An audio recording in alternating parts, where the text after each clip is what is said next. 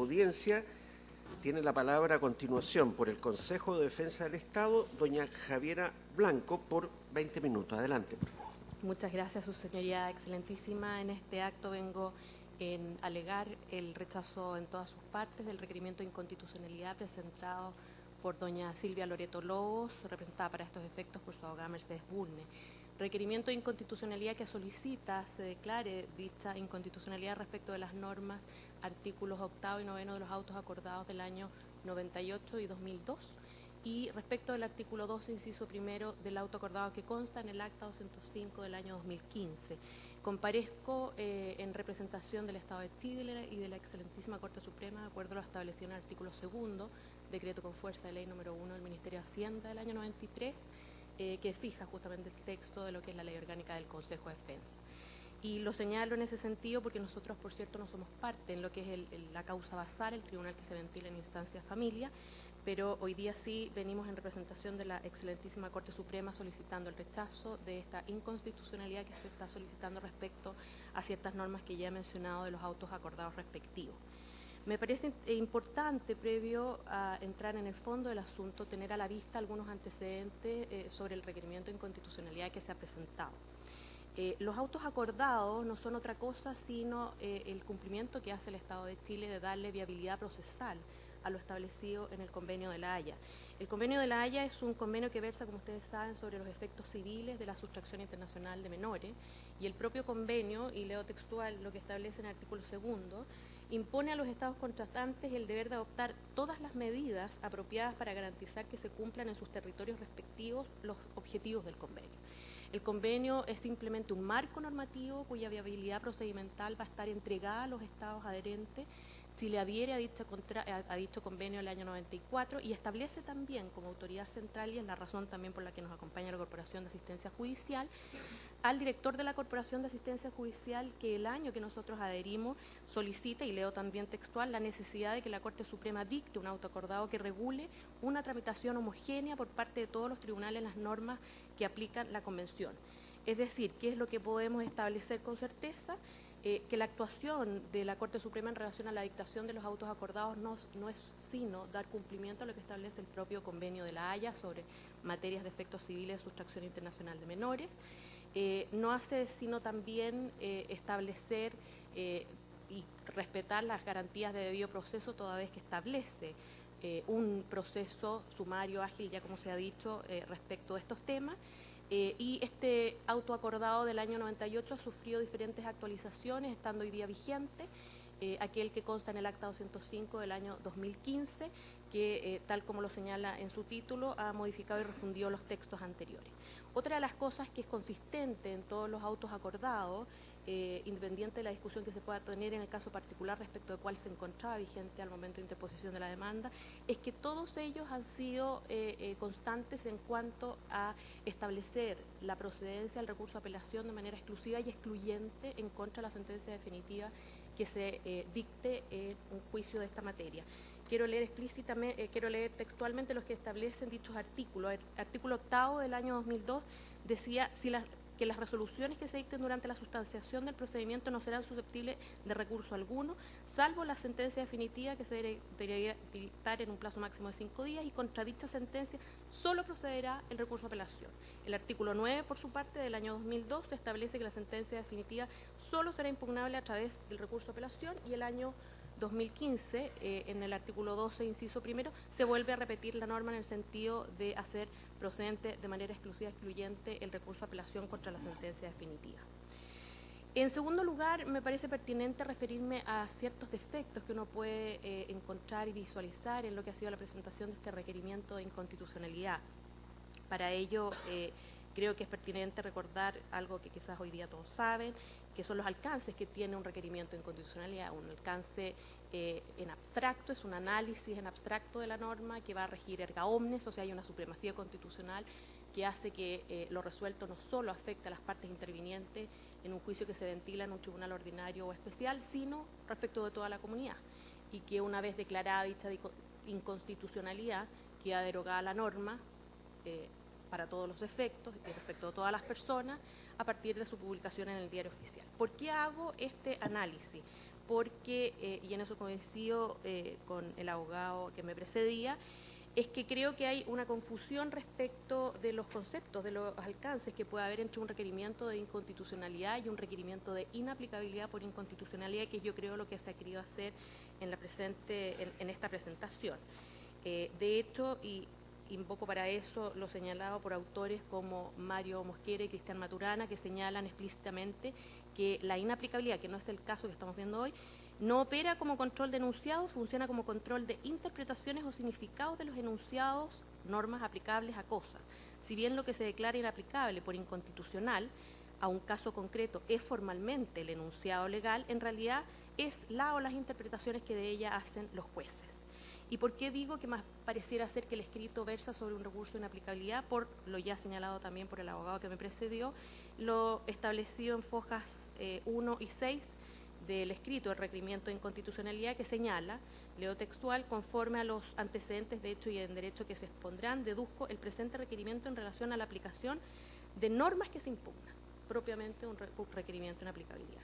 Y luego también se establece en fojas 6 que, de acuerdo a la redacción actual del artículo 12 del auto acordado, no se excluye de manera expresa recurso de casación en la forma, cosa que nosotros no estamos de acuerdo, por cierto, porque creemos que lo establece explícitamente de manera exclusiva y excluyente el recurso de apelación, y ya vamos a ver cómo eso no es contradictorio a el respeto a la garantía constitucional de debido proceso y además es respetuoso con el convenio de La Haya, y señala que en contra de la sentencia, que el recurso de casación en la forma en contra de la sentencia de primera instancia, lo que se está justamente atacando es la interpretación judicial que permiten tales normas y que de hecho se ha efectuado en la causa en que incide este requerimiento. O sea, claramente estamos yendo de nuevo sobre un tema interpretativo y no propio de un requerimiento de inconstitucionalidad. Ahora, ¿por qué hago estos alcances? Porque hay que considerar que hoy día el recurso de casación en la forma, que es el que motiva justamente esta presentación, la imposibilidad de impetrar recursos que no sean el de apelación, es considerado por la requirente como una inconstitucionalidad, un agravio a nuestra garantía constitucional, artículo 19, número 3, y porque en este sentido cualquier fallo que se pudiera hacer por parte del Tribunal Constitucional sería ineficaz para las partes, porque el recurso de casación en la forma que he aludido hoy día se encuentra totalmente firme y ejecutoriado. Este recurso de casación en la forma fue declarado inadmisible por la Ilustrísima Corte de Apelaciones de Santiago. Respecto de este, luego hubo recursos de reposición y reconsideración que también fueron rechazados. Frente a una declaración de inconstitucionalidad de la norma, esta no produciría efecto alguno respecto de una resolución que hoy día se encuentra firme y ejecutoriada. Y eso por el propio no efecto retroactivo que tiene la ley, y solo regiría hacia el futuro. Y eso sí que sería grave. Y eso sería grave básicamente porque declarando inconstitucional el artículo 12, inciso primero, del auto acordado que consta en el acta 205 del 2015, nos quedaríamos sin la posibilidad de un derecho a recurso, porque lo que estaríamos haciendo es declarando inconstitucional la norma que garantiza el derecho a revisión por parte de un superior, porque lo que hace este auto acordado es establecer que el recurso de apelación es el recurso que procede contra las sentencias definitivas que recaigan en materias de sustracción internacional de menores. En tercer punto, me parece que queda a la vista, a partir de la jurisprudencia del Tribunal Constitucional y la doctrina internacional, que cuando nosotros hablamos del respeto a la garantía de debido proceso y específicamente dentro de él del derecho a recurso, tanto los autos acordados, el vigente hoy, que es del 2015, como los anteriores, eran absolutamente consistentes y respetuosos del derecho a recurso y revisión. En ese sentido, quiero señalar que la jurisprudencia de este propio Tribunal Constitucional ha señalado que el derecho el debido proceso, el derecho al recurso, no es otra cosa sino que la posibilidad de que un tribunal superior se pueda pronunciar sobre lo resuelto por un tribunal inferior. El derecho a recurso no es sinónimo, como también se ha entendido por algunos, recurso de apelación, que es el recurso por antonomasia, que nos permite el análisis más amplio, que nos permite la mayor garantía de revisión, toda vez que nos permite partir una discusión desde cero, toda vez que nos permite hacer una nueva valoración de la prueba, toda vez que nos permite generar un nuevo análisis de todas las consideraciones fácticas y jurídicas. Es decir, para el Tribunal Constitucional, el debido proceso y el derecho a recurso se cumple incluso con recursos que son mucho más extraordinarios y limitados en cuanto a su revisión. Con mayor razón se cumple respecto del recurso que por antonomasia constituye la doble instancia, cuál es el recurso de apelación. Y en este sentido quiero referirme y leer textualmente lo que se señaló por parte del Tribunal Constitucional en la causa que rola 1432, en los considerandos 14 y 17. Esto tiene que ver con una causa que se ventilaba en instancia de Tribunal Oral en lo Penal. Este es un recurso en aplicabilidad respecto a algunos artículos del procedimiento penal. Y en el considerando 14 señala este excelentísimo tribunal, el considerando completo dice que, sin embargo, aunque nuestra Constitución exige un debido proceso que consagre la revisión de la sentencia, ello no significa que consagre el derecho a doble instancia, es decir, al recurso de apelación. En otras palabras, el derecho al recurso no es equivalente al recurso de apelación. Y luego sigue en el considerando 17, que continuando con los razonamientos referidos al derecho al recurso, en segundo lugar, la nulidad no puede juzgarse usando como parámetro el recurso de apelación, que es un recurso bastante más limitado y extraordinario que el recurso de apelación. El recurso de apelación se caracteriza por su mayor alcance. La doctrina ha dicho que la apelación es un recurso amplio que conduce al examen fáctico y jurídico. En virtud de la apelación, se enjuicia lo realizado por el Tribunal Inferior tanto en sus dimensiones jurídicas como fácticas, pero de lo anterior no se sigue que exista una exigencia constitucional de equiparar todos los recursos a este, ni mucho menos al recurso de nulidad.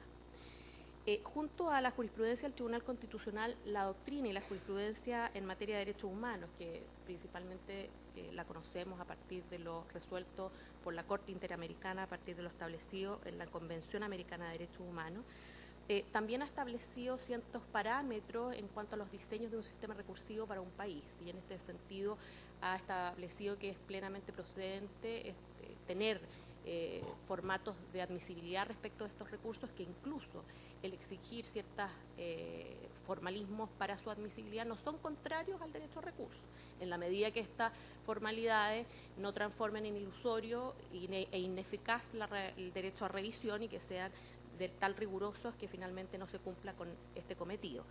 Y también lo que ha dicho la doctrina internacional es que, independiente de la denominación que nosotros le demos al recurso, lo importante es que éste permita un examen integral de lo resuelto por un tribunal inferior. O sea, ¿qué podemos concluir a partir de ambas jurisprudencias? Es que, y en relación específicamente a derechos humanos, quiero también recordar el caso Lonco versus Chile del año 2014, donde también se estableció que se daba por cumplido el derecho a recurso dentro del debido proceso, al haberse impetrado un recurso de nulidad en materia penal. Es decir, ¿qué es lo que podemos concluir? Que tanto la jurisprudencia del Tribunal Constitucional como la doctrina en materia internacional, específicamente en materia de derechos humanos, consagran el derecho del debido proceso y dentro de él el derecho a recurso, que es la revisión de un superior por parte de un inferior, respecto de lo resuelto por un inferior. Que el recurso, el derecho a recurso, el derecho a revisión no es sinónimo de una revisión amplia en el sentido de lo que pudieran otorgarnos un recurso de apelación, eso sería el máximo, sino que también se entiende cumplido cuando proceden respecto de un tribunal ordinario, cuando se pueda recurrir con un recurso mucho más limitado como es un recurso de nulidad.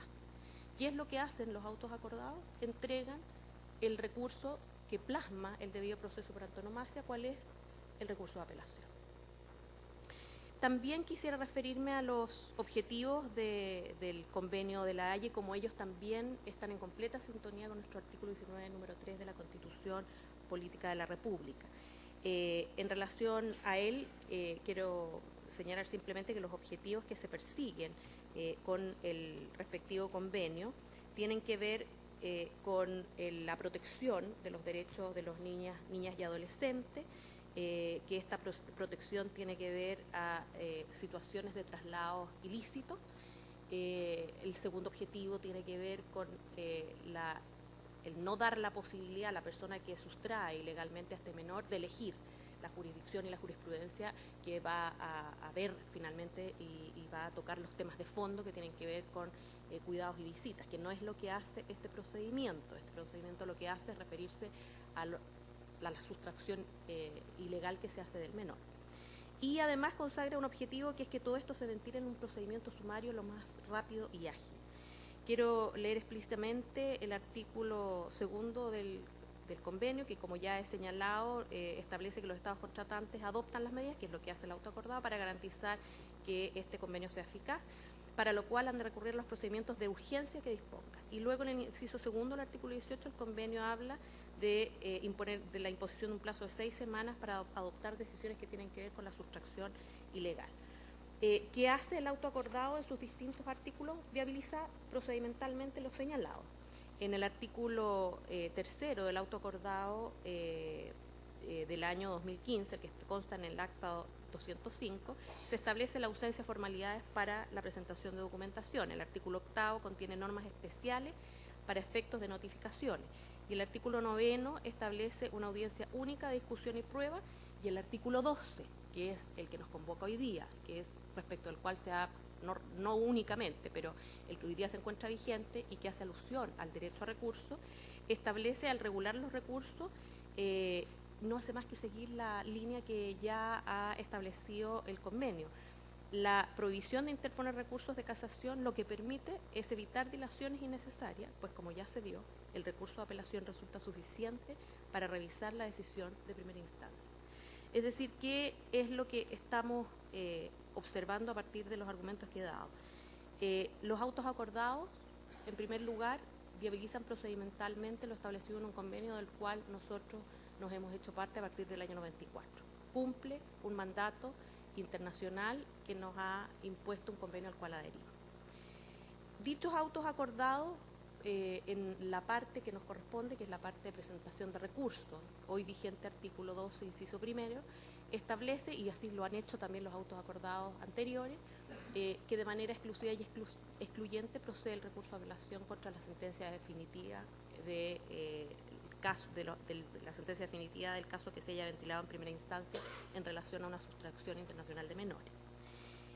Que el recurso de apelación, como ya sabemos, es el recurso que mejor garantiza la revisión, el derecho a revisión y por lo tanto el debido proceso del artículo 19, número 3, y que el procedimiento sumario, que lo que exige es la agilidad procedimental para efecto de resolver un asunto en la que está de por medio, obviamente, la protección de un niño o niña adolescente, tampoco obsta a la garantía del debido proceso, porque es un procedimiento que está establecido, que está acordado, tal como ya se los he leído en el acta 205, y que lo sumario en ningún momento atenta contra lo que garantiza nuestra Constitución.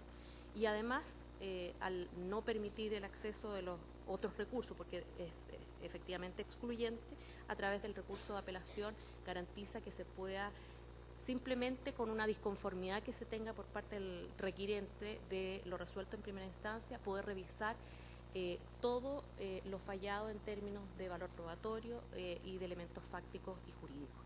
Lo que nos hace concluir que una norma de esta naturaleza es constitucional, es respetuosa de la garantía del artículo 19, número 3, y que declararla inconstitucional sí nos pondría en un problema, toda vez que no habría regulación alguna respecto de los recursos que procederían contra una sentencia definitiva que recayera en un asunto de sustracción internacional de menores. Por esas razones, Su Señoría la Excelentísima, lo que venimos como Consejo de Defensa solicitando y en representación de la Excelentísima Corte Suprema es que se rechace el requerimiento de inconstitucionalidad en todas sus partes. Muy bien, muchas gracias. Finalmente, por la Oficina Internacional de la Corporación de Asistencia Judicial, tiene la palabra doña Javiera Verdugo Toro por 30 minutos. Adelante, por favor. Muchas gracias, Su Excelentísima Señoría. Como bien señaló, vengo a alegar en representación de la Oficina Internacional de la Corporación de Asistencia Judicial, autoridad central para el Estado de Chile, para el Convenio de la Haya de 1980 sobre los aspectos civiles de la sustracción internacional de menores. Hago presente, al igual que el Consejo de Defensa del Estado, que en la causa de sustracción que se tramitó en tribunales de familia no somos partes sino terceros. Quisiera comenzar mi intervención dando un breve contexto respecto de la materia que regula el Convenio de la Haya sobre los aspectos civiles de sustracción internacional de menores. Como su nombre lo indica, es un convenio que busca regular qué es lo que sucede ante la eventualidad de una sustracción ilícita o una retención ilícita de un niño. Y el principal objetivo del convenio, lo que se delimita como el primer objetivo, es garantizar la restitución inmediata de los niños que se encuentran sustraídos o retenidos en forma ilícita a su país de residencia habitual. Cuando hablamos de sustracción o retención ilícita, estamos hablando necesariamente de un niño que se encuentra desarraigado. Y la pregunta es si ese desarraigo se produjo o no de forma lícita. Lo que dice el Convenio de la Haya es, verificándose una sustracción, una ilicitud en este traslado o en la retención, lo que corresponde es que el niño de inmediato regrese a su país de residencia habitual. ¿Y por qué me detengo en dar este contexto? Porque a lo largo de los distintos alegatos que hemos escuchado esta mañana, se ha mencionado mucho el concepto de urgencia del Convenio de la Haya y la inmediatez que impone el Convenio de la Haya, y lo que me interesa es dejar claro de dónde viene esta inmediatez. Y viene de esta necesidad urgente de restituir al niño a su centro de vida habitual. Como dije, son niños que se encuentran desarraigados y mientras más tiempo pase antes de que se restituya al entorno que le corresponde, a su país de residencia habitual, más se daña el bienestar psíquico y el bienestar emocional del niño. Desde luego, el convenio también establece algunas excepciones dentro de que si es que se verifican, el niño no será restituido, pero son excepciones taxativas y son de aplicación excepcionalísima, valga la redundancia, porque el primer objetivo del convenio, como indiqué, es restituir a los niños en forma inmediata. Se entiende que se protege el interés de los niños de no encontrarse en una situación de ilicitud, de no ser trasladados de un país a otro de forma ilícita, y que de esta forma se resguarde el interés, su interés superior. Son los juicios de sustracción internacional, son juicios donde no se está determinando el cuidado del niño, porque eso sería una materia de lato conocimiento, sino que se está determinando qué jurisdicción es la que debe tomar decisiones respecto del niño. En definitiva, esa es la pregunta. ¿Qué país, qué estado es el que tiene que decidir con quién vive el niño, bajo qué condiciones, si tiene o no tiene visitas, etcétera? Y al ser esa la pregunta y no el cuidado personal, y al tratarse de niños que están en situación de desarraigo, es que el Convenio de la Haya impone un gran sentido de urgencia y utiliza términos como restitución inmediata, porque la idea es que los juicios donde se ventilan estas materias sean lo más corto posible, lo más expeditos posibles. El artículo 11 del convenio incluso da un plazo de 6 semanas para que la autoridad judicial o administrativa competente tome una decisión definitiva respecto del caso. Pasado ese plazo, se autoriza a las autoridades centrales, tanto a la autoridad requirente como a la autoridad requerida, para exigir a la autoridad que indique los motivos por los cuales no se han tomado todavía una decisión. En este contexto, entonces, entendiendo un poco por qué es que se requiere tanta celeridad en la tramitación de una causa de sustracción internacional, es que quisiera ahora pasar a revisar el acta 205 del año 2015. Me refiero al acta 205 y no a las anteriores, porque las anteriores, como ya se ha señalado, se encuentran derogadas y es el acta 2005 la que está en vigencia. Si revisamos el preámbulo del acta 205, en su punto 4 señala que se hace necesario dictar esta nueva acta y regular nuevamente el procedimiento conforme al cual se van a revisar las causas de sustracción internacional, porque con el paso del tiempo se ha hecho necesario establecer una concordancia con el documento Lineamientos emergentes relativos al desarrollo de la red internacional de jueces de la Haya y proyecto de principios generales sobre comunicaciones judiciales que comprende las salvaguardias comúnmente aceptadas para las comunicaciones judiciales directas en casos específicos en el contexto de la red internacional de jueces de la Haya. Ese es el nombre completo del documento.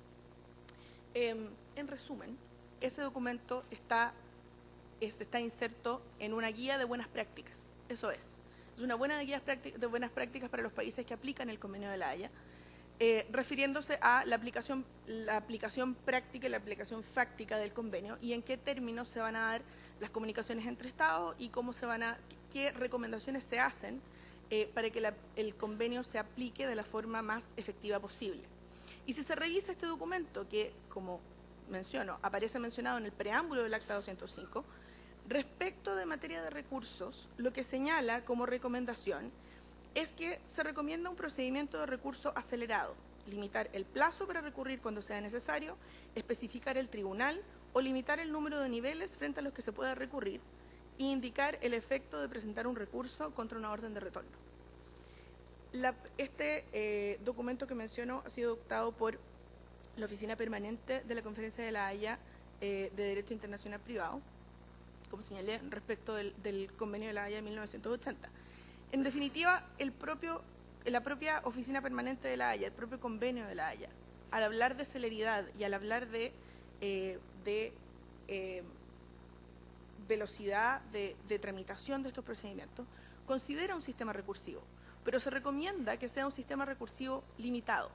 ¿Por qué? Porque sabemos que en el ejercicio de recursos para impugnar una sentencia definitiva puede pasar mucho tiempo entre la revisión y la dictación de una nueva sentencia. Y el objetivo del Convenio de la Haya es que las causas se fallen de la forma más rápida posible.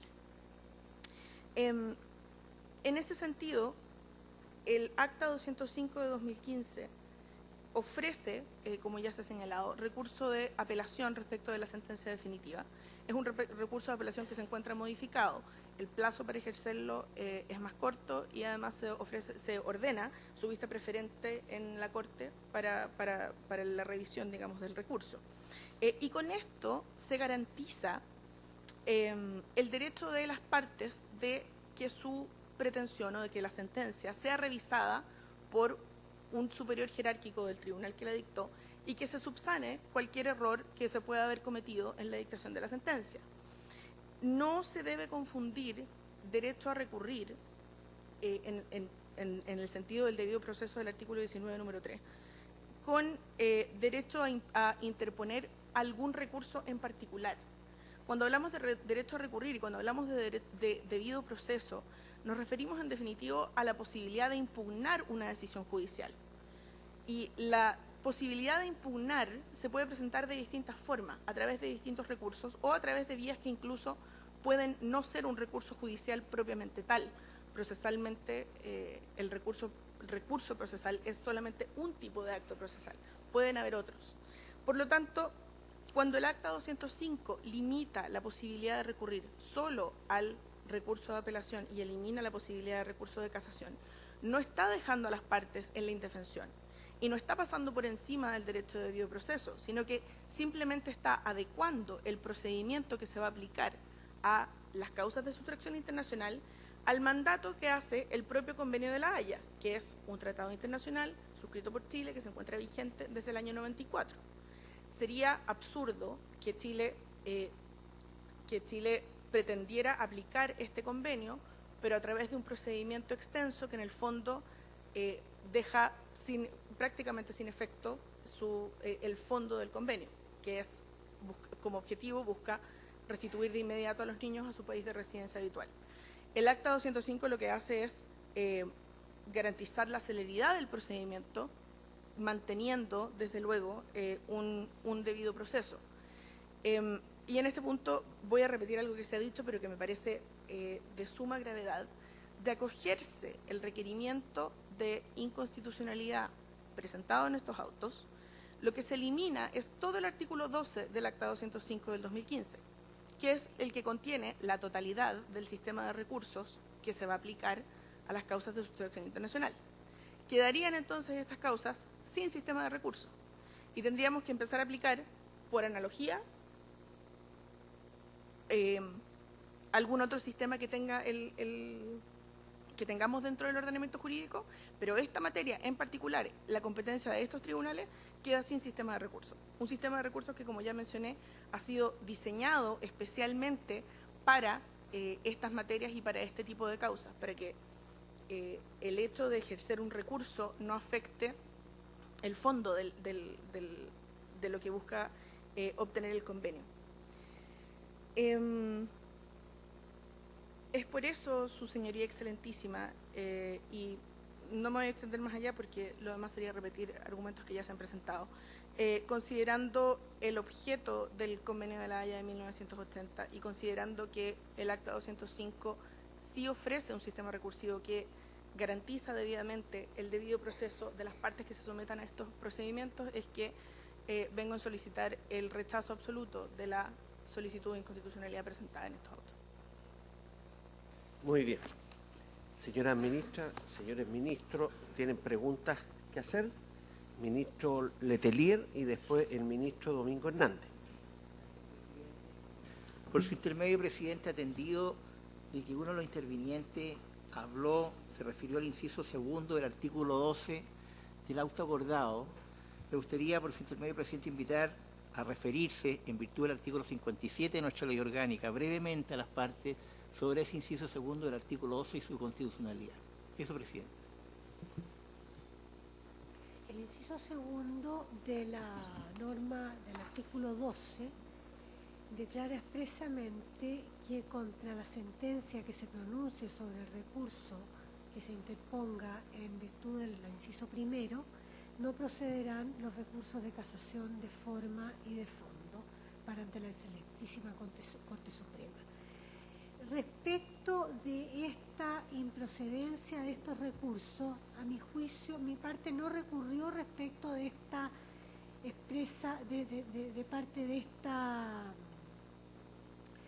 norma, particularmente porque estábamos en una situación de referirnos a lo que había ocurrido, a lo que estaba ocurriendo en ese momento, y al negarse el recurso extraordinario, digamos, de casación de forma para ante la Corte de Apelaciones. Es respecto de este inciso segundo, especialmente que se produce la prevención de inconstitucionalidad por parte de las señoras ministros que cité durante mi alegato, la señora Exner, la señora Chevesich y la señora Muñoz. A juicio de mi parte podría afectarse de inconstitucionalidad también este segundo inciso de la norma del artículo 12, y quedaría la sentencia de segunda instancia que se pronunciara sobre el recurso de apelación. Si también en este caso se aplicara la prohibición de presentar el recurso de casación de forma, sometía exclusivamente al recurso extraordinario de la queja. Es el Estado, después el abogado del requerido y después la Corporación de Asistencia Judicial. Adelante, por favor. Pero si se me permitiera una pequeñísima observación que... Contestando la pregunta concreta que hizo el señor ministro. Ah, ya. Entonces no puedo. Estamos respondiendo las preguntas de los ministros. Adelante. Sí, su señoría excelentísima. Recordar que lo que se ha solicitado como inconstitucionalidad es el inciso primero del artículo segundo, que es el que consagra el recurso de apelación. El inciso segundo lo que establece es que contra la sentencia que se pronuncie sobre el recurso de apelación no procederá recurso alguno.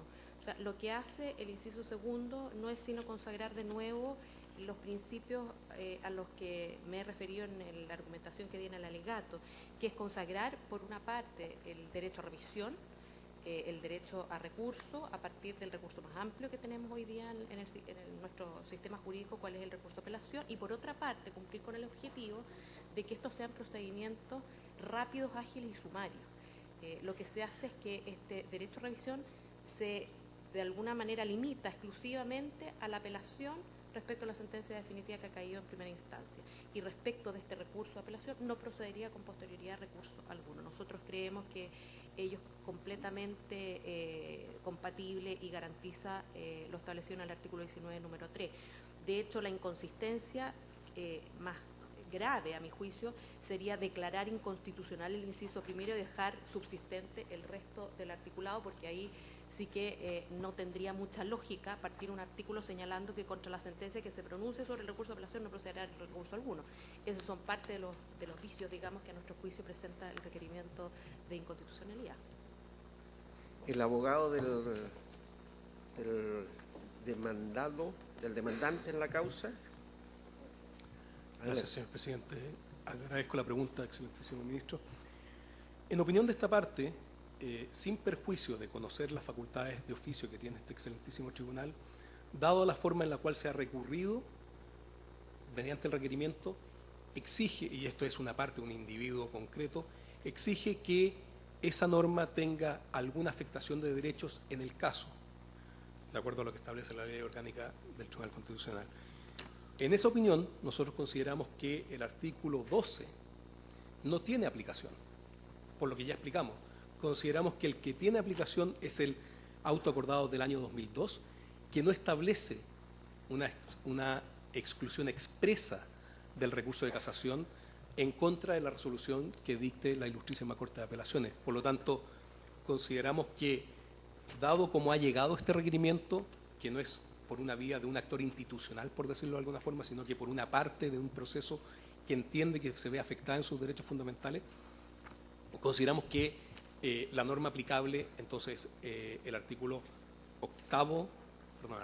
9 del acta del auto acordado del año 2002, por lo tanto, no tendría aplicación este.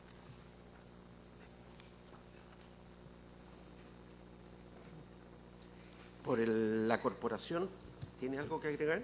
Sí, muchas gracias. El inciso segundo del artículo 12, a juicio de esta parte, es la manifestación de la limitación del sistema de recursos a la que hice referencia durante mi alegato. En definitiva, el acto acordado ofrece un sistema de recursos, pero lo limita precisamente para garantizar la celeridad de la tramitación. Esto, como ya señalé, no afecta el debido proceso, puesto que sí existe la posibilidad de impugnar las resoluciones, solo que esta posibilidad no es infinita. Pero eso no es problema a juicio de esta parte. Muy bien. El ministro don Domingo Hernández. Gracias, presidente. El numeral 19 del auto acordado sobre procedimiento y vista de las causas ante el Tribunal Constitucional faculta para invitar a las partes para alegar sobre cualquier punto de hecho o de derecho comprendido en el proceso, incluso para formular fundamentos constitucionales distintos. La señora Bulnes ha invocado en su alegato los votos disidentes de las ministras Egnen, Chevesich y Muñoz, en el sentido de que debería en este procedimiento incluirse los recursos de casación en la forma y en el fondo. Sin embargo, el requerimiento está dirigido exclusivamente contra el numeral primero del artículo 12 del auto acordado vigente, que hace procedente contra la sentencia exclusivamente el recurso de apelación, obviamente contra la sentencia de primera instancia. El inciso segundo, no impugnado, excluye la procedencia de los recursos de casación en la forma y en el fondo contra la sentencia que recaiga en el fallo de primera instancia. Pues bien, la ley 19.968 que crea los juzgados de familia establece una serie de competencias taxativas en el artículo octavo. Y en el artículo 67 hace procedente en forma amplia los recursos de casación en la forma y en el fondo. Con algunas limitaciones respecto al recurso de casación en la forma que no vienen a caso. De manera entonces que habría una contradicción entre una prescripción contenida en un auto acordado que excluye la procedencia de los recursos de casación y la disposición general contenida en la norma y en el espíritu de la ley que crea los juzgados de familia, que en todas las competencias habilitadas al juzgado de familia impide, es decir, concede la posibilidad de recurrir de casación en la forma y en el fondo. Esa situación de antinomia podría conducir a una infracción del artículo 19, número segundo de la Constitución sobre el derecho de igualdad ante la ley. Es la consulta que le formulo a los comparecientes.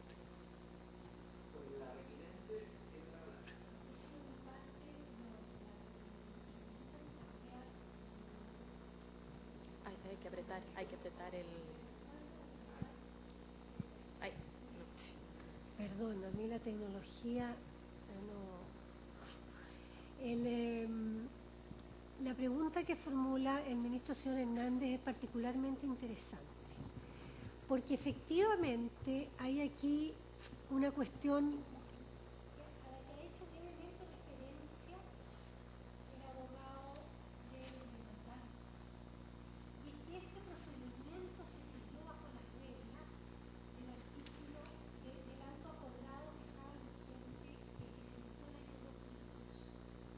Auto acordado que de alguna manera que los tribunales interpretaron que estaba derogado por la ley de los tribunales de familia. De tal manera que en los casos que conozco y estudié sobre sustracción, sobre aplicación de las normas del convenio de la Haya sobre sustracción internacional de menores, siempre se han otorgado recursos de casación de forma y fondo respecto de las sentencias de segunda instancia. No me tocó estudiar ni ver ninguna sentencia que incurriera en las brutalidades que incurrió la sentencia en este caso.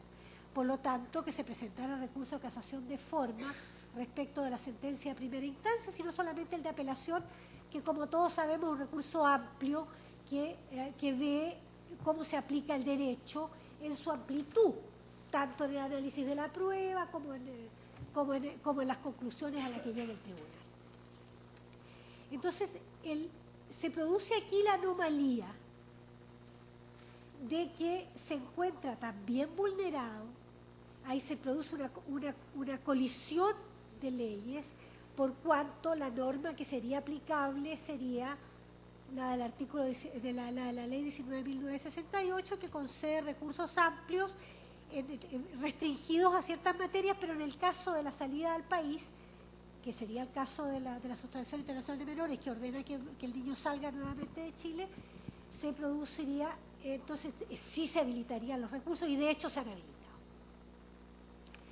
A juicio de mi parte podría haber entonces también una infracción de la garantía de igualdad de la ley, porque en casos distintos pero similares sí se otorgaron los recursos en el pasado de la casación de forma y fondo contra las sentencias que recayeron en segunda instancia, obviamente, respecto de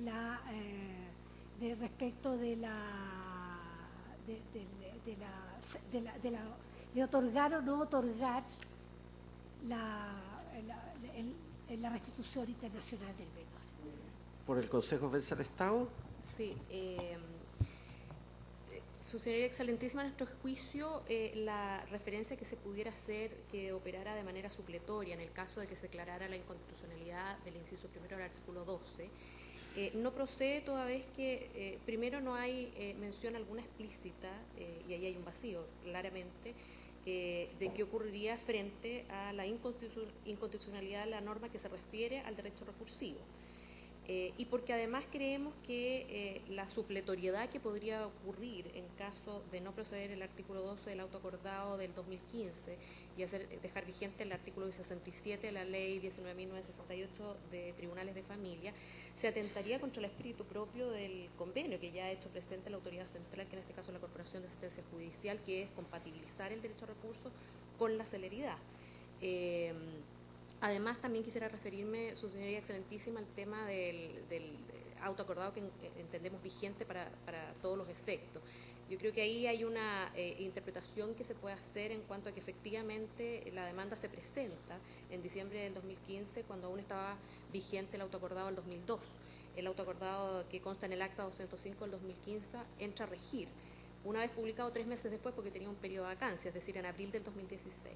Y así como podríamos establecer que queda fijada una vez trabada la litis, digamos, la vigencia del auto acordado del 2002 en materia recursiva y en materias propiamente procedimentales, por la ley de efecto retroactivo, sabemos que estas rigen in actum.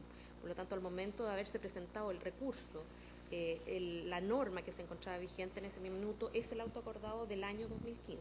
Por eso nosotros decimos que para todos los efectos es el auto acordado que se entiende vigente para efectos de este requerimiento. ¿El abogado del demandante quiere agregar algo? Sí, señoría. Perdón, yo le solicitaría que contestaran. Sí, solo eso. Perdón, Derechamente la pregunta que le hizo el ministro Hernández no ha preguntado sobre supletoriedad en el evento D. Preguntó cómo abordan las partes un problema de antinomia entre lo que dice un auto acordado y, les recuerdo a las partes, lo que dice el artículo 67, número 6 de la ley de los tribunales de familia, que sí concede la casación. Esa es la pregunta. Adelante. Gracias, señor presidente. En opinión de esta parte, esa antinomia sería una antinomia de rango simplemente legal, por lo tanto no hay una discusión constitucional en esa antinomia. Entre la concesión de un recurso a las partes que comparecen ante el Tribunal de Familia y lo expresamente establecido por el auto acordado. Me parece que esa discusión o esa antinomia se produce entre dos normas de rango legal, o equivalente el auto acordado en una norma de rango legal, y no una discusión constitucional. Y en cuanto a la posible afectación de la igualdad ante la ley, considera esta parte que no hay tal afectación, toda vez que quienes están regidos por el auto acordado de 2002, es decir, las personas situadas en la misma situación, son regidas por esa norma y por esa misma situación. Y posteriormente de declararse inconstitucional las normas que ha invocado mi distinguida contradictoria, me parece que estarían regidos por otra situación. Es decir, son personas que están en situaciones distintas y por lo tanto no habría afectación a la igualdad de la ley. Y como es la amplia jurisprudencia de este excelentísimo tribunal, se puede tratar de manera distinta a aquellas personas que están en situaciones jurídicas y fácticas distintas. Gracias por la Corporación de Asistencia Judicial. Gracias, excelentísima señoría. En cuanto al problema de igualdad ante la ley, me parece que de acogerse al requerimiento de inconstitucionalidad que aquí se revisa, podría existir un problema de igualdad ante la ley en perjuicio de quienes tramiten causas en materia de sustracción internacional, puesto que quedarían sin sistema recursivo que ejercer. En cuanto a lo que indica el artículo 67 de la Ley de Tribunales de Familia, el sistema recursivo de tribunales de familia no es absoluto, no es todos los recursos para todas las materias en todos los casos, sino que se limita a ciertas materias y ciertas resoluciones, materias donde, por cierto, no está mencionada la sustracción internacional. Por lo tanto, la idea de limitar cuáles recursos se pueden ejercer en virtud de la materia no me parece que presente un problema de desigualdad ante la ley, como sí lo presentaría el eliminar por completo el sistema recursivo que presenta el Acta 205/2015. Muy bien. El ministro Gonzalo García va a hacer preguntas también. Gracias, presidente, por su intermedio. Estos requerimientos siempre tienen un efecto, y el efecto es la inconstitucionalidad de las normas del auto acordado. Entonces, eso significa salirse un poco de los casos concretos por los cuales fueron presentados y examinar las razones detrás de estos autos acordados. Entonces, yo quisiera preguntar en términos genéricos, porque no los quiero llevar a alegar sobre cuestiones nuevas ni ninguna regla de infracción constitucional nueva, sino que de los supuestos normativos detrás de la dictación de los autos acordados. Aquí tenemos una convención y de lo que quiero debatir es sobre las obligaciones internacionales que se derivan de esa convención. Esa convención implicó una regla de nombramiento de una autoridad central en el orden del Poder Ejecutivo, bajo la órbita del Poder Ejecutivo, y tenemos varias normas constitucionales que están puestas en juego, que es el dilema sobre cómo reglamentar ejecutivamente un tratado internacional. Entonces veremos si realmente aquí lo que opera es una regla del artículo 54, número 1 de la Constitución, en aquellas materias que no sean de reserva legal. 2, si a su juicio hay alguna materia de reserva legal.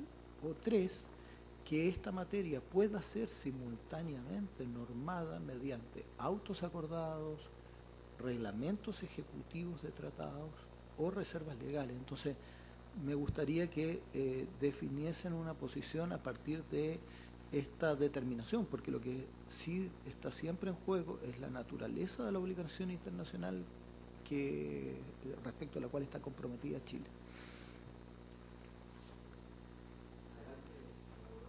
En general, a juicio de mi parte, en general, todo lo que se refiere a normas de procedimiento es materia de reserva legal. Deben ser efectivamente normados por la ley. Lo que hace el auto acordado en este caso es dar determinadas instrucciones de manera de acelerar el proceso. Por lo tanto, a juicio de mi parte, no podrían innovar en materia de recursos respecto de la ley general y sin atentar contra la igualdad ante la ley y sin atentar contra el debido proceso legal. Efectivamente, el Estado de Chile, creo, tiene el deber de ver cómo se materializa este recurso que otorga la Convención, ante qué juez y a qué procedimiento se ajusta. Lo que no podría es innovar, como digo, respecto de el tema. Y en nuestro sistema existen procedimientos rápidos, tanto ante los tribunales de familia como ante los tribunales civiles. Por lo tanto, no innova mucho en cuanto al procedimiento.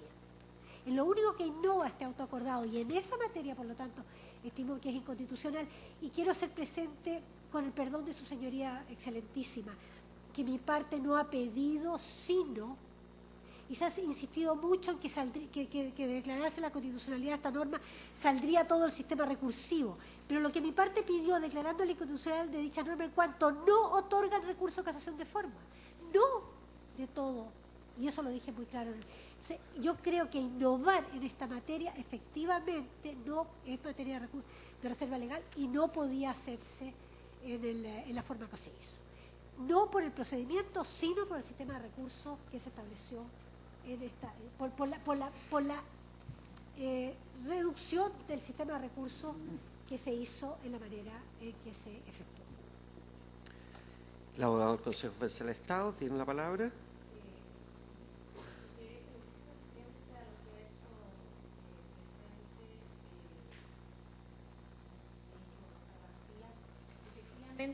La historia detrás de este autoacordado es la que él ha señalado. Este es un convenio que ratifica el Estado de Chile, pero es un convenio que solo establece materias sustantivas, un marco normativo, que no viabiliza bajo ningún respecto la posibilidad de implementarlo procedimentalmente, siendo además una materia especialísima, y que lo que hace la autoridad central es solicitar llenar este vacío a la Corte Suprema a partir de un autoacordado. O sea, ahora, ello no obsta a que frente a un vacío legal de esta naturaleza también pudiera ser procedente una materia de orden legal.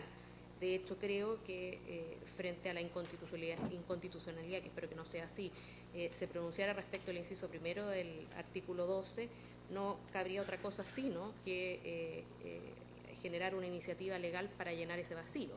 Aquí en ningún caso podría haber una referencia a normas en materia de familia porque estamos ante una tramitación de un procedimiento especialísimo, que es la sustracción internacional y que tiene que cumplir ciertos principios que están establecidos en el propio convenio.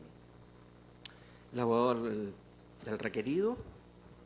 Señor presidente, en opinión de esta parte, creemos que la situación de este autoacordado es análoga y ya se ha ratificado la facultad que tiene la excelentísima Corte Suprema para reglamentar ciertos aspectos de los procedimientos, como por ejemplo en la serie de requerimientos interpuestos contra recursos de protección, el autoacordado que reglamenta los recursos de protección, donde se establece que está dentro de las facultades económicas de la excelentísima Corte Suprema reglamentar esto. Consideramos que la situación es análoga, toda vez que la Convención de La Haya da algunas directrices procesales, como por ejemplo la urgencia, la necesidad de que sea dentro de 6 semanas que sea restituido y que se establece un procedimiento urgente, de manera que hay un reenvío y obviamente el derecho internacional no se mete con la forma en que los estados dan cumplimiento a sus obligaciones internacionales. De manera tal que, estando dentro de las facultades de la excelentísima Corte Suprema, a través de sus facultades económicas regular a ciertos aspectos, consideramos que no hay vicio de inconstitucionalidad por esa vía. Muy bien, el abogado de la Corporación de Asistencia Judicial. Gracias, su señoría excelentísima. Esta parte, como como ya se ha señalado, considera que está dentro de las facultades de la Corte Suprema regular el funcionamiento de los tribunales de familia para tramitar una materia especialísima como es la sustracción internacional de niños, conforme a los principios que delimita el Convenio de la Haya de 1980, en específico el principio de celeridad y la necesidad de urgencia en la tramitación. Por tanto, esta parte considera que la Corte Suprema está facultada para ordenar a los tribunales funcionar o tramitar estas causas conforme a un procedimiento que sea acorde con las obligaciones que el Estado de Chile contrae al adherirse al convenio en el año 1994. Esto está también plasmado en el preámbulo del propio autoacordado. Ese en el fondo es el objetivo de la norma. Esta parte considera que está dentro de sus atribuciones y que no hay un problema de inconstitucionalidad ahí. La ministra, señora Peña. Quisiera hacerle una pregunta al señor Cox, abogado señor Cox. Es una pregunta de derecho procesal constitucional que se relaciona con lo que le preguntó en un comienzo a los abogados de las partes el ministro señor Letelier. El ministro Letelier citó aquí como norma de competencia el artículo 57 de la Ley Orgánica Constitucional del Tribunal Constitucional, que en lo pertinente dice: excepcionalmente y por razones fundadas, el tribunal podrá declarar la inconstitucionalidad de las normas cuestionadas basado únicamente en fundamentos constitucionales distintos. Señor abogado, usted fue el que levantó originalmente el argumento de la competencia del Tribunal Constitucional, en el sentido que estaba restringida solamente a aquello respecto de lo cual se había trabado la litis. El ministro señor Letelier plantea alegaciones y solicita alegaciones a las partes respecto del inciso segundo del artículo 12 del convenio del año 2015, independientemente que usted estime que no es competente. La pregunta es si desde el punto de vista del argumento de competencia que usted levantó, ¿cree usted que al Tribunal Constitucional le es posible ampliar eventualmente su competencia a temas distintos de aquellos que se han trabado o respecto de los cuales se ha trabado la litis cuando se trata de otras normas, o solamente conforme a la norma que le citaba al comienzo puede ser respecto a otros vicios? ¿Cuál es su opinión? Muchas gracias, excelentísima ministra. A ver, yo creo que el tribunal puede hacer lo que el tribunal desee, más allá de ese realismo Perdón que lo jurídico. interrumpa, pero Sí. el tribunal no puede hacer lo que desee porque está regido estrictamente por el artículo 7º, inciso Sí. segundo de la Constitución. Pero, señoría, yo creo que lo que es distinto, y por eso sí invoco las normas de competencia, en mi opinión, la situación de los requerimientos de inconstitucionalidad, de autoacordados, tienen en mi opinión, un tratamiento distinto según quién los presente.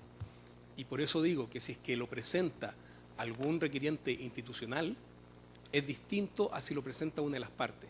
Toda vez que para poder invocar la inconstitucionalidad de un autoacordado, la misma ley orgánica nos exige justificar de qué forma esa norma está afectando derechos fundamentales nuestros. De manera tal que, no obstante, en opinión de esta parte, cuando se le otorga la competencia al tribunal, en estos casos, distinta es la situación cuando es un actor institucional donde se plantea la inconstitucionalidad del autoacordado. Y ahí entonces, en mi opinión, el tribunal sí tendría esta mayor amplitud y esta mayor facultad. Sin embargo, creo que se restringe en esta situación. Perdón, pero la pregunta precisa es, ¿el tribunal podría ampliar su competencia a otras normas jurídicas distintas de las invocadas en el requerimiento o solamente a otros vicios, es decir, a otros derechos eventualmente afectados?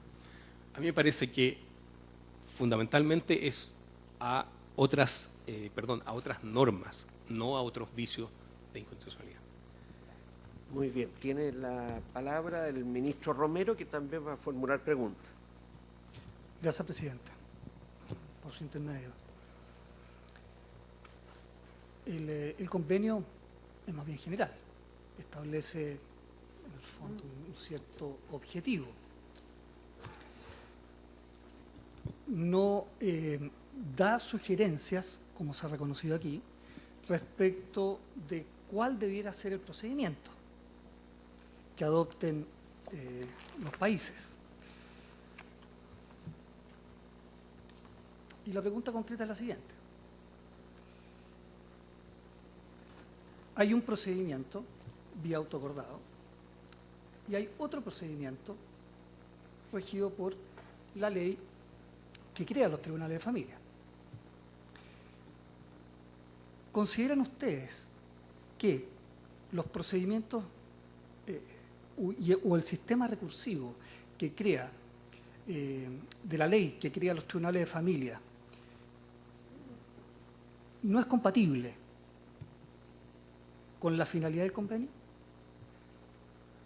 ¿Cuál es el valor agregado que pudiese llegar a tener, entendiendo además que existe una necesidad de ponderar celeridad con ciertos recuerdos?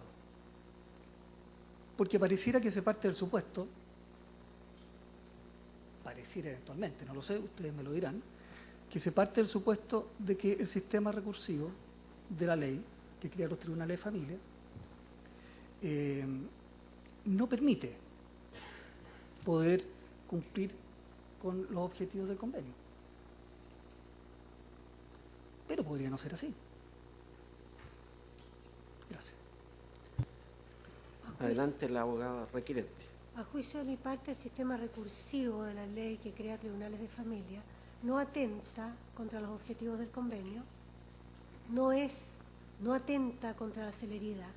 Y de hecho, todas las causas que se han tramitado con sujeción a las normas de la ley de tribunales de familia se han tramitado con la debida celeridad y han llegado al resultado que en cada caso ha llegado, que no es cuestión, porque aquí no estamos viendo cuestiones de fondo. Y no voy a referirme en tal sentido a algunas afirmaciones que hizo mi colega que son extremadamente desajustadas con la realidad, sino que a juicio de mi parte esta pregunta del señor ministro es totalmente atinente, porque el sistema recursivo de la ley de tribunales de familia está dada para asegurar la celeridad de los procedimientos de familia, que ciertamente en todos los casos requiere el interés superior de los niños. No hay atraso, por así decirlo de una manera bien familiar, en las causas de familia que atente contra los derechos de los niños. Tienen preferencia para su vista y fallo, recursos limitados, y los tribunales han resuelto dentro de plazos extremadamente rápidos, salvo puede ser en algunos casos en que haya partes particularmente litigantes, ¿no? Pero no es el caso y por lo tanto no hay ninguna necesidad de innovar en materia recursiva,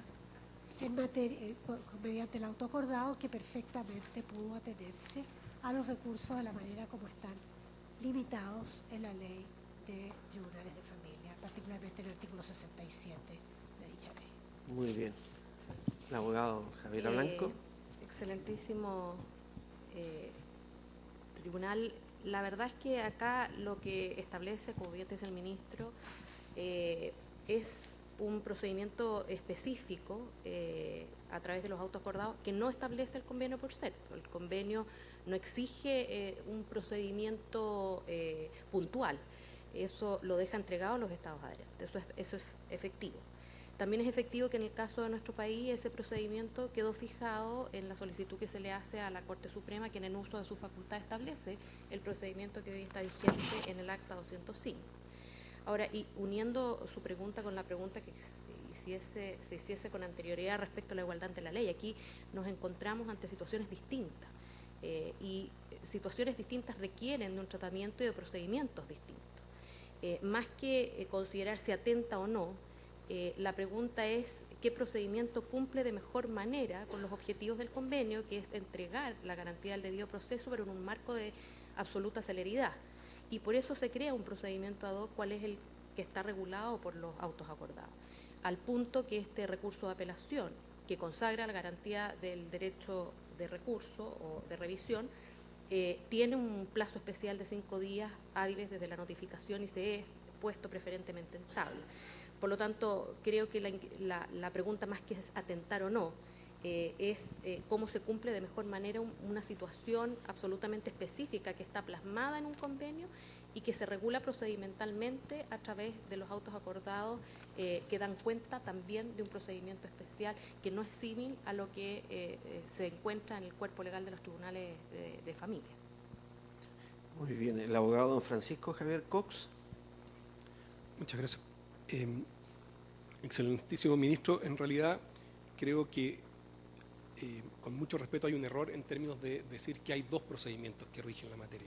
Hay un solo procedimiento que son los de los autos acordados, toda vez que si leemos el artículo primero del auto acordado de 1998, es ahí donde se le da la competencia a los tribunales de menores, que después se cambia a tribunales de familia, pero en realidad no es la ley de familia la que le da competencia a los tribunales, de manera tal que, como se ha dicho reiteradamente, si es que se elimina el sistema recursivo, seguirá vigente el auto acordado, toda vez que es de ahí de donde deriva la jurisdicción de los tribunales de familias para conocer estos casos, y por lo tanto se aplica ese procedimiento.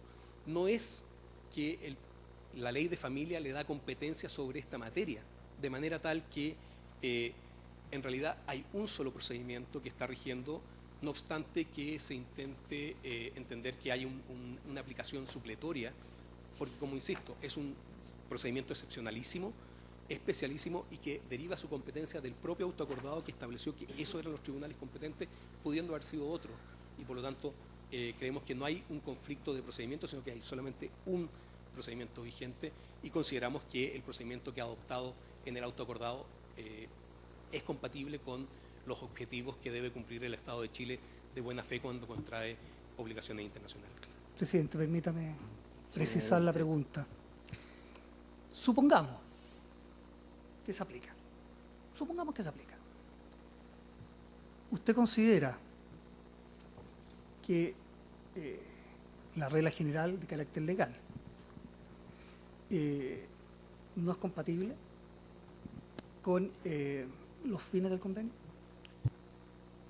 Excelentísimo ministro, yo considero que no es compatible, toda vez que yo le puedo decir que nosotros, este caso se ha regido en cierta forma por el procedimiento, o más bien los tiempos y la distribución de agenda de los tribunales de familia, y no obstante que el autoacordado dice que tiene que ser una única audiencia de prueba, de contestación y de que se decida dentro de 5 días, nos hemos demorado 2 años en que esta restitución inmediata, urgente, cumpla con los fines del procedimiento.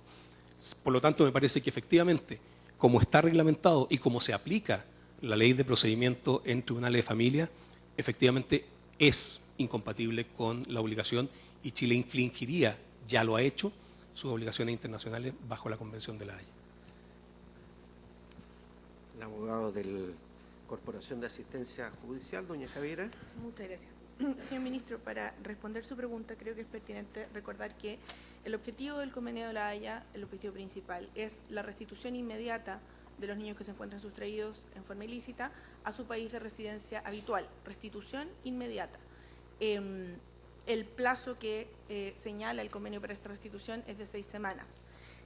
Bajo el sistema de tribunales de familia, bajo el procedimiento recursivo de tribunales de familia y bajo el procedimiento de tramitación general de tribunales de familia, podría eventualmente obtenerse la restitución de los niños, sin duda, porque podría obtenerse una sentencia definitiva donde se decidiera que el niño debe volver a su país de residencia habitual, pero lo que estaría en riesgo ahí es la inmediatez y la celeridad en la tramitación del juicio con el consiguiente perjuicio para el niño involucrado, que señalé en mi alegato.